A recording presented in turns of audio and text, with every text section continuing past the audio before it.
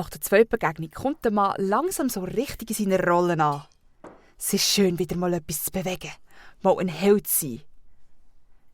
Daheim ist der Bruder der Frau zu Gast zum Znacht. Das schwarze Schaf der Familie. Er hat immer wieder grossartige Businessideen, die dann komischerweise doch nicht hinhauen. Wenn er zum Znacht kommt, dann meistens, weil er wieder mal Geld braucht. Im Schwager fällt auf, wie lebendig der Mann von seiner Schwester wirkt. Er wird skeptisch. Und du? Was läuft mit dir? Bist doch sonst nicht so lebhaft. Betrügst du etwa meine Schwester mit so einem jungen Ding? Hör auf mit dem Seich. Irgendetwas ist doch anders. Findest du nicht auch komisch? Das ist seine Sache. Ich würde es auch gerne wissen, aber er sagt, er dürfe nichts erzählen. Ich vertraue ihm. Vertrauen. Hätte ich meinen Kunden einmal vertraut, hätten sie mir noch das letzte Geld abgeknüpft. Apropos. Vielleicht war das Problem gar nicht deine Kundschaft, sondern dein Businessmodell? Ein Taxiunternehmen, das nur hübsche Frauen transportiert. Mal, eine super Idee, muss ich sagen. Von einem, der vermutlich von seinen eigenen Schülerinnen und Schülern gemobbt wird, muss ich mir so etwas nicht vorwerfen lassen. Oh, jetzt habe ich's. Ist jetzt etwa Payback-Time und verhaust deine Schüler. Auf das Niveau will sich der Lehrer aber nicht herunterlassen. Aus Erfahrung weiss er nämlich, mit Idioten zu diskutieren hat keinen Wert. Sie ziehen dich auf ihr Niveau ab und schlagen dich dort unten mit ihrer Erfahrung. Darum schweigt er. Der Bruder der Frau grinst nur frech und meint: Schon gut. Ich weiss, über den Fight Club reden wir nicht. und stößt ihn mit dem Ellbogen an. In einem ruhigen Ton, bestrebt das Gelaber zu beenden, meint die Frau vom Lehrer nur: Wollt noch über Dessert? Ist lieb, Schatz, aber ich muss morgen früh raus. Morgen? Aber morgen ist Samstag. Was könnte so wichtig sein? Ich würde es dir gerne sagen, aber du weisst, ich darf nicht darüber reden. Würde ja deiner Stelle auch sagen. Also doch eine Schülerin. Da oben vergeht und im Bett wird die Frau gleich noch mal ein bisschen skeptisch und gewundrig. Ich weiss, du darfst mir nicht sagen, was du morgen genau machst. Aber wohin das gehst, das darfst du mir doch wohl sagen, oder? Nein, sorry, leider auch nicht. Aber ich verspreche dir, nach morgen ist es durch. Bitte vertrau mir. Die Frau dreht sich leicht traurig auf ihrem Kopfkissen. Okay, ich hoffe es. Die Kinder und ich brauchen dich auch.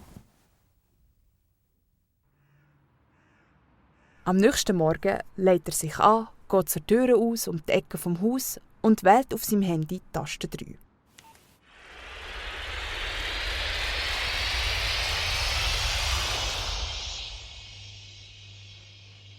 Hä?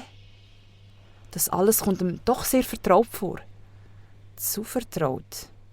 Er ist daheim. Er tippt ein SMS an den einzigen Kontakt auf dem Handy. Es hat nicht geklappt das Mal. Vom anderen Handy kommt nur kurz und knapp, doch alles wie geplant, zurück. In dem Moment läuft seine Frau in die Küche und sieht ihn. Schatz, ich habe gemeint, du hättest heute noch einen Termin. Zeit, um sich etwas auszudenken, fehlt. Reflexartig meint er: Kaum zur Tür aus bin ich, was wir angeläutet und abgesagt haben. Oh, ist das schlecht? Sorry, wenn ich frage.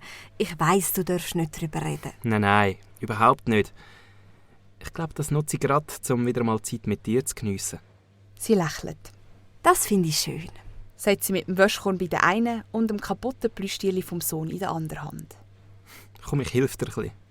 Was kann ich machen? Ach, das ist doch ein Klacks. Aber wenn du willst, kannst du gerne die Wäsche zusammenlegen. Er schaut seine Frau an und schämt sich zeitgleich auch ein bisschen.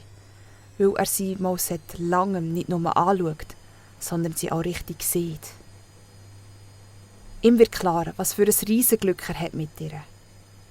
Und plötzlich macht es auch absolut Sinn für ihn, dass der letzte Teil von seiner Aufgabe ihn zu ihr geführt hat. Er denkt darüber nach, dass er in letzter Zeit viel zu abwesend war. Auch schon lange vor seinem Festtag Sondereinsatz. Er hätte mehr um sein, präsenter sein, müssen sein. Bin ich eigentlich ein guter Ehemann? Hä? Darfst du ehrlich sagen? Logisch. Was ist das für eine Frage? Du machst so vieles. Und ich habe das Gefühl, ich habe mich viel zu oft aus der Verantwortung gestohlen. bin abgetaucht und habe vor mich hingeträumt. Er schaut umeinander und sieht ganz viele Kinderspielsachen am Boden. Während du da den ganzen Laden viel zu oft allein geschmissen hast. Ach komm, ja klar, ich wäre nicht böse, wenn du ein bisschen mehr rum wärst. Aber wenn die Kinder oder ich dich brauchen, dann bist du da. Du kümmerst dich tagtäglich um eine Horde wilde Affen. 20 Berufsschüler.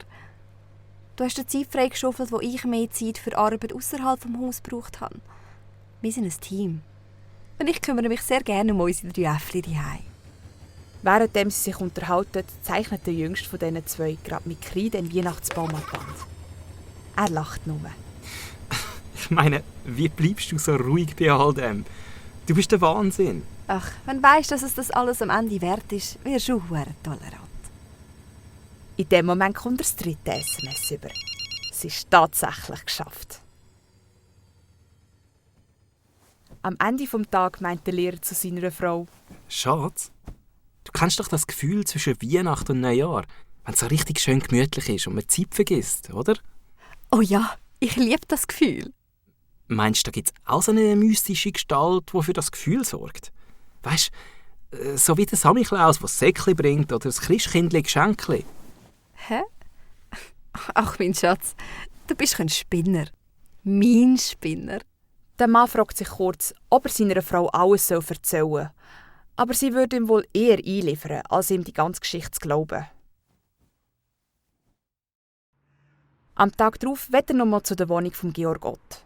Aber komischerweise ist kein Schildchen mehr mit seinem Namen zu sehen. Er fragt eine Frau, die offenbar jetzt hier wohnt. Entschuldigung, ist der Georg Ott weggezogen? Georg Ott? Ich kenne keinen Herr Ott. Aber wäre doch noch witzig, oder? G. Ott, so wie Gott. Aber wenn ich wüsste, wo Gott hockt, dann hätte ich also noch ein paar Fragen an ihn. Das wäre bestimmt ganz nett. Der Lehrer hätte Herr Ott nie mehr gesehen. Aber etwas hätte er zugeben.